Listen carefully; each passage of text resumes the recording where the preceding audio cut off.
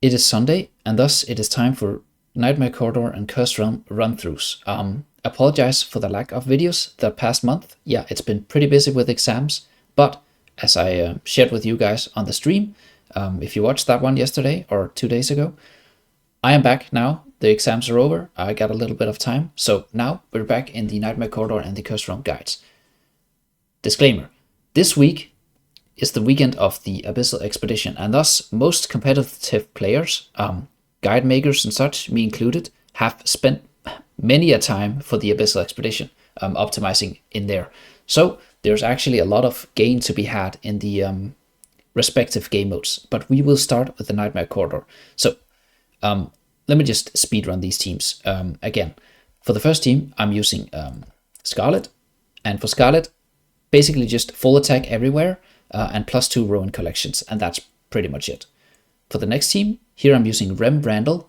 For Rem Randall, I have Insight on this guy, and other than that, I'm using a pretty bad erosion piece here. He doesn't even, you can just use attack or whatever you have for him. I just don't really have any offensive Rowan collections.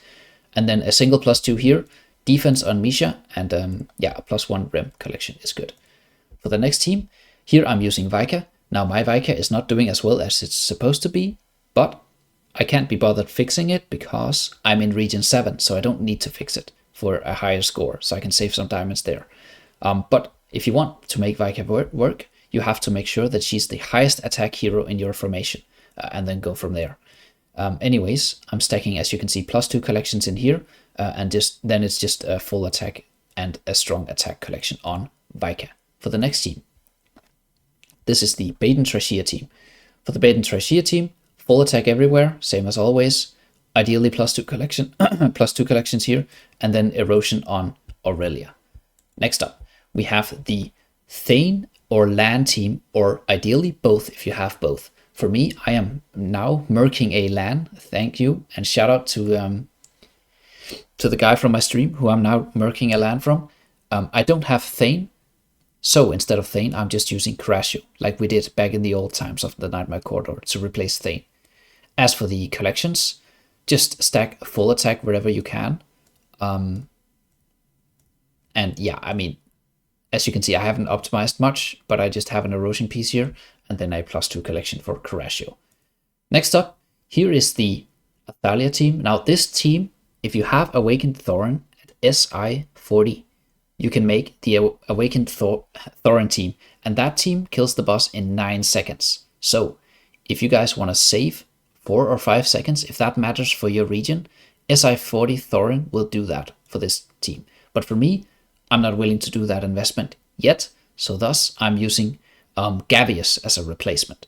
And same story as always, just stack full attack everywhere, +2 here, full attack here, and then whatever strong warrior collection you have for Athalia.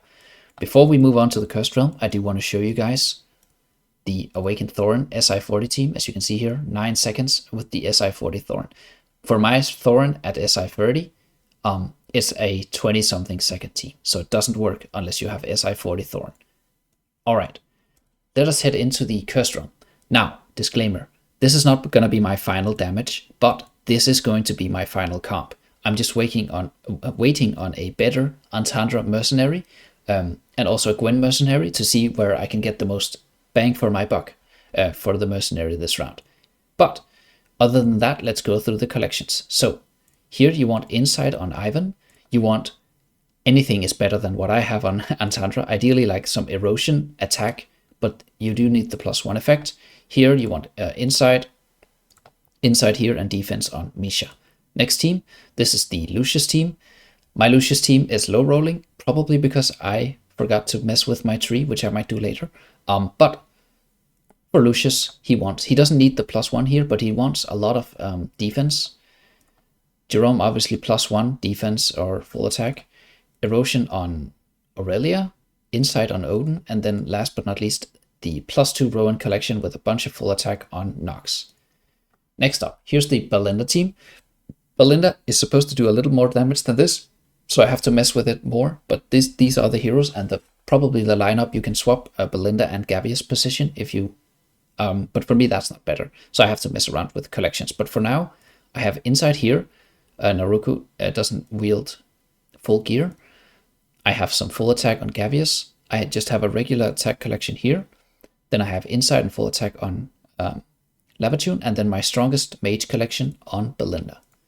Next up.